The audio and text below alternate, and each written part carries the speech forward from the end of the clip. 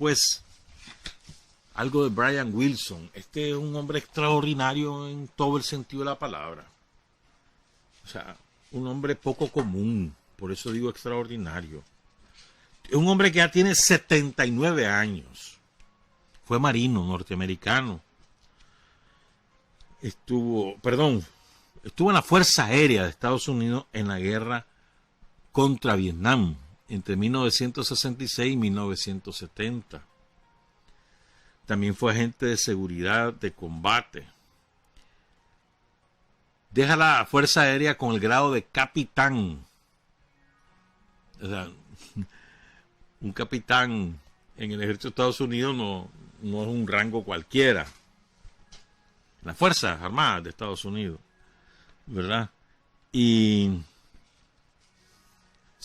estudió Derecho, se graduó de abogado, empezó a trabajar en Washington, en la capital, aunque él no nació en Washington, y ahí se vinculó a los grupos de lobby del Congreso norteamericano, trabajó con el senador John Kerry en su primera candidatura.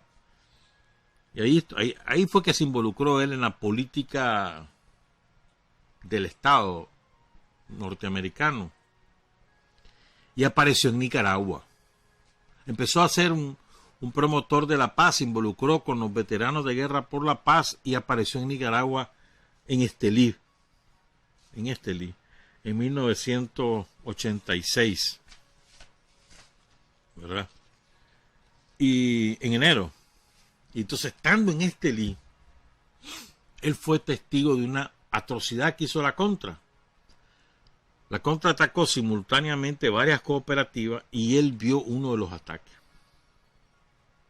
¿Verdad? Él cuenta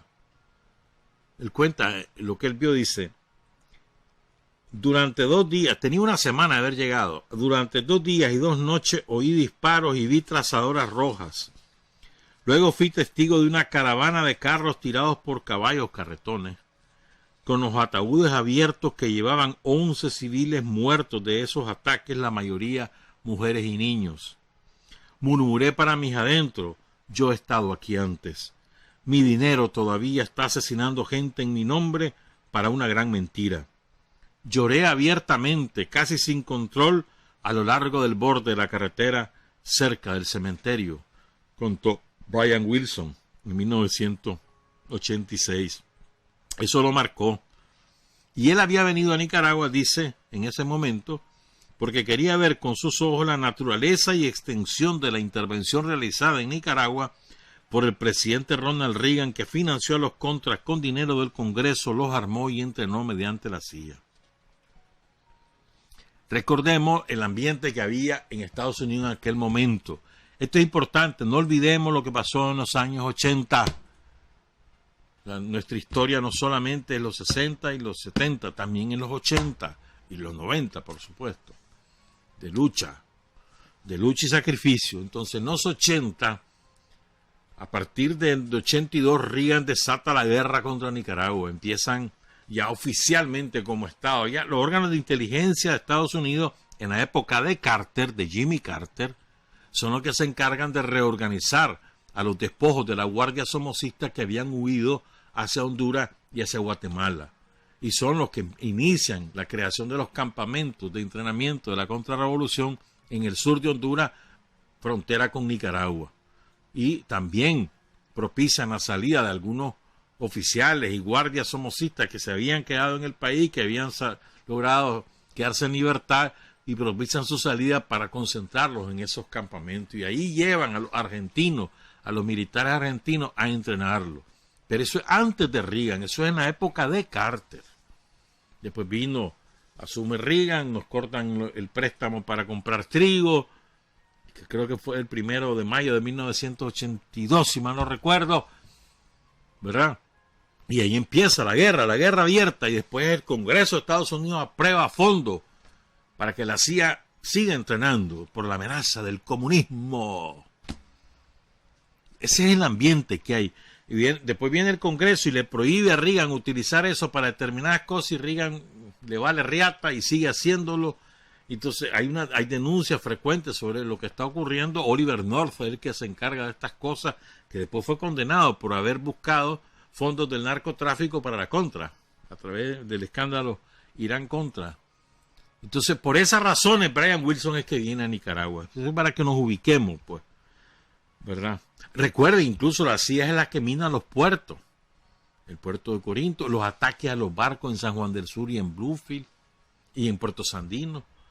O sea, está involucrada directamente la CIA y los órganos de inteligencia, distintos órganos de inteligencia del Estado norteamericano. Y por eso Brian Wilson viene a ver si es cierto que aquí hay comunismo, pues ir a ver qué pasa en Nicaragua. Y encuentra ese horror. Y él dice que lloró pues cuando vio pasar los 11 féretros instalados en carretas de caballo rumbo al cementerio. La mayoría mujeres y niños. Y él fue testigo, no se lo contaron. Eso lo marcó. Y a partir de ese momento, él se comprometió con el pueblo de Nicaragua. Por cierto, hay una frase muy bonita de él. El espíritu del pueblo nicaragüense en esa revolución era contagioso y excitante. Y sentí que ese era el tipo de revolución que necesitábamos en Estados Unidos. Esa clase de espíritu. Entonces me uní a miles de otros norteamericanos que luchaban en contra de la guerra criminal de Reagan contra Nicaragua. Es lindo. O sea, él se enamora del espíritu revolucionario del pueblo nicaragüense. De eso es que se enamora. Y por eso se compromete. Les cuento todo eso para que nos ubiquemos. ¿Qué tipo de personaje es el que después es protagonista de un hecho inédito, único, ¿no? Y entonces ellos empiezan, los veteranos y los movimientos de solidaridad con Nicaragua, los norteamericanos comprometidos con el pueblo de Nicaragua, hacían numerosas acciones. Había un movimiento de solidaridad muy potente a lo largo de costa a costa en Estados Unidos. Tenía focos principales, por supuesto, pero era de costa a costa. Brian Wilson es uno de ellos. Entonces,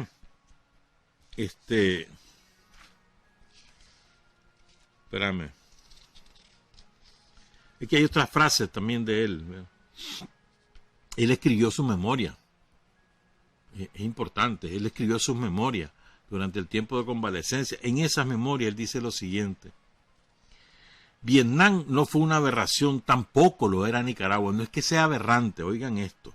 Tampoco el holocausto original de los nativos americanos, ni el posterior holocausto de los africanos secuestrados, ni las intervenciones de Estados Unidos y asesinatos de un sinnúmero de personas en otros lugares a través del tiempo y de las regiones, que ascienden a otro holocausto, este último uno de ellos de naturaleza global. Todos ellos representan las tragedias inevitablemente causadas por la actitud de superioridad histórica del destino manifiesto que ha dominado y ha permitido nuestra civilización desde su origen. Esto es una verdad del tamaño de la catedral. Es decir, lo que hizo Estados Unidos contra el pueblo de Nicaragua a lo largo de 170 años ya de historia, lo que ha hecho Estados Unidos contra nosotros, lo que ha hecho Estados Unidos en Panamá, en República Dominicana, cuando le robó la mitad de su territorio a México, más de la mitad de su territorio, en Guatemala, en Colombia, en Venezuela, en el Perú.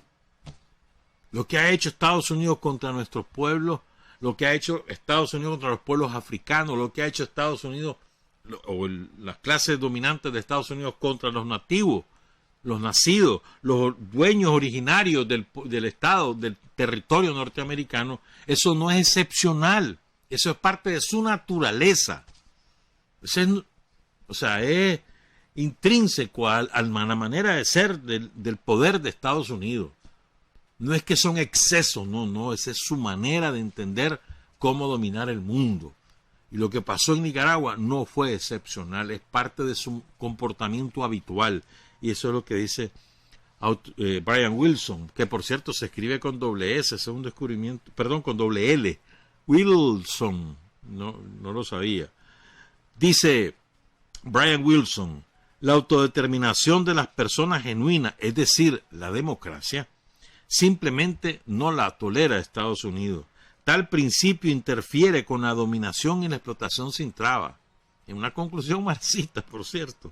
Para mí, dice Wilson, No había forma de escapar a esta conclusión. El dolor que ha causado y sigue causando Estados Unidos se estaba haciendo sentir íntimamente en mi propio cuerpo y corazón.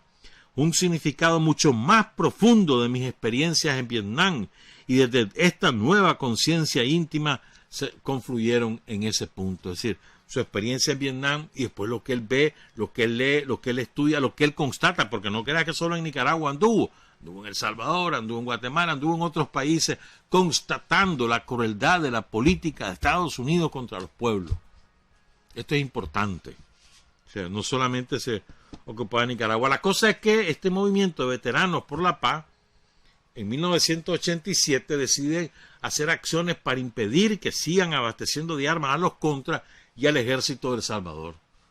Entonces había los famosos fabricantes de armas, uno de los principales fabricantes de armas de Estados Unidos, que iba a mandar en tren hacia los puertos de California para trasladar esa arma. Entonces, dos de los activistas, Brian Wilson, uno de ellos, y Duncan Murphy, el otro, deciden acostarse en los rieles del tren. En la creencia de que el tren, lógicamente, se va a tener su objetivo, es que se detenga. Que seguramente después los va a llegar la policía a quitar de ahí, que los va a echar presos, pero bueno, por lo menos una acción simbólica será su objetivo para trasladar a la opinión pública lo que estaba pasando en Nicaragua y que ellos estaban en contra de eso. Eso era el objetivo. Pero resulta que Brian Wilson no sabía lo que se supo después. Él es que en aquel momento no sabe que el FBI lo tiene sindicado como terrorista. Y que le han advertido a la empresa dueña de ese tren y a los maquinistas que son terroristas los que van a intentar impedir que el tren avance, que tengan cuidado porque los pueden matar, o sea, le meten el miedo a los maquinistas. ¿Me entendés? ¿Cómo eso se supo? Que fue a partir del 86 que a Brian Wilson lo ubican como terrorista. ¿Por qué? Porque participó en una protesta que duró como 40 y pico días, hay uno incluido, ahí en las escalinatas del Capitolio, contra la política norteamericana hacia Centroamérica, en particular la ayuda militar a la contrarrevolución, el financiamiento de la contrarrevolución en Nicaragua. Entonces, a partir de él no sabe que él ya es un terrorista para el FBI, siendo un veterano de guerra, un capitán retirado de la Fuerza Aérea. Estuvo abogado, que estuvo involucrado en los lobbies ahí de los políticos del Capitolio. A pesar de todo eso, un terrorista. Él no lo sabe. Entonces el maquinista que está con miedo porque le dijeron que hay unos terroristas, ¿no? Y además con la orden que le dan, no se detenga. Él debe ir a 9 kilómetros por hora más o menos, o 9 millas por hora, perdón, unos 20 kilómetros por hora máximo. Y van bastante más. Entonces están Brian Wilson y está Duncan Murphy acostados en los rieles del tren. Cuando ven que el tren se deja venir, Duncan Murphy logra levantarse y escapa. Salió golpeado por la manera que escapó, pero Brian Wilson no tuvo tiempo. Y el tren le cercena las dos piernas debajo de la rodilla. Le fractura el cráneo, perdió parte del lóbulo derecho. Y le fractura otros 19 huesos. Solo imaginen ustedes. O sea, y ahí estaban algunos de sus hijos. Incluso hay una foto donde está lo del accidente. El accidente, lo del intento de homicidio, de asesinato.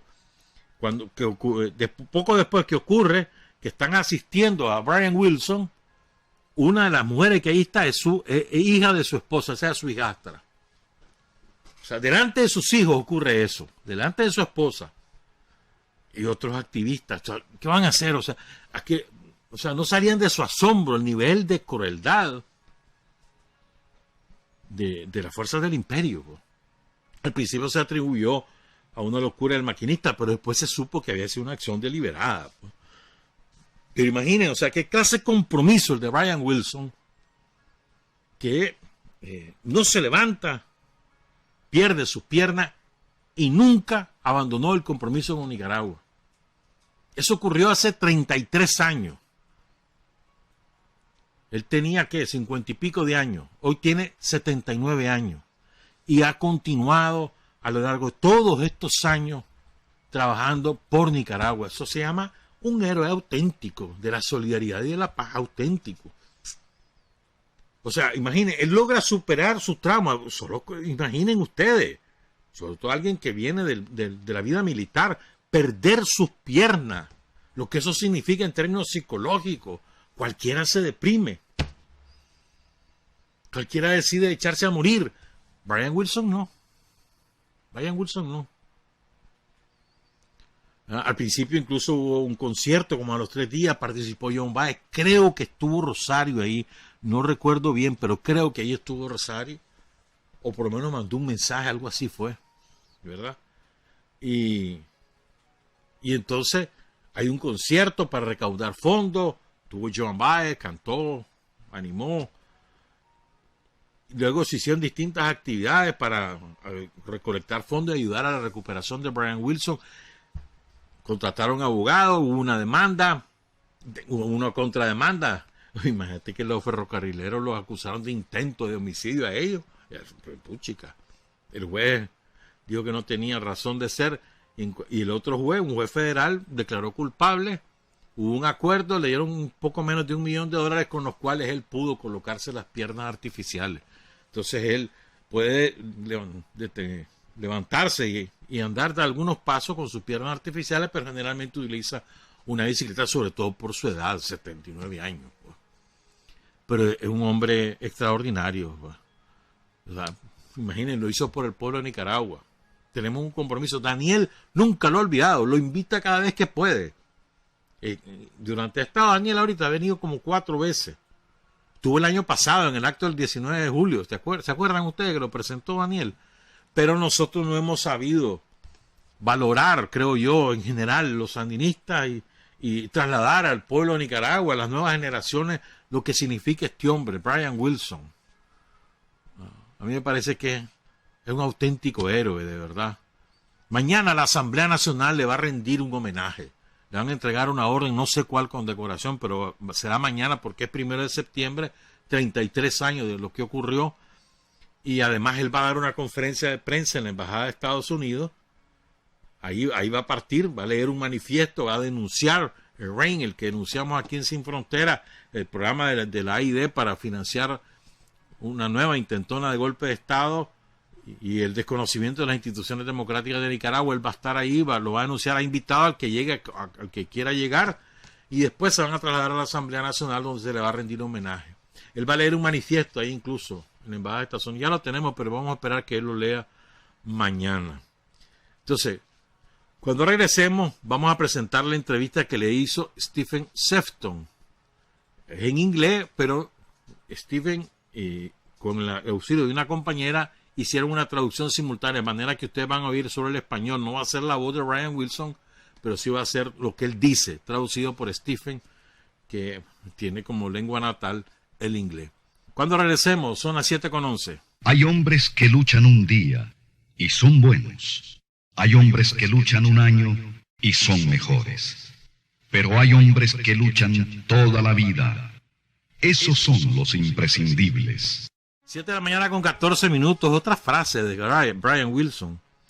Tienen que entender que vengo de un país completamente corrupto. Un país en donde no existen leyes. Esas fueron sus declaraciones en el día que vino como observador a las elecciones del 4 de noviembre de 2016.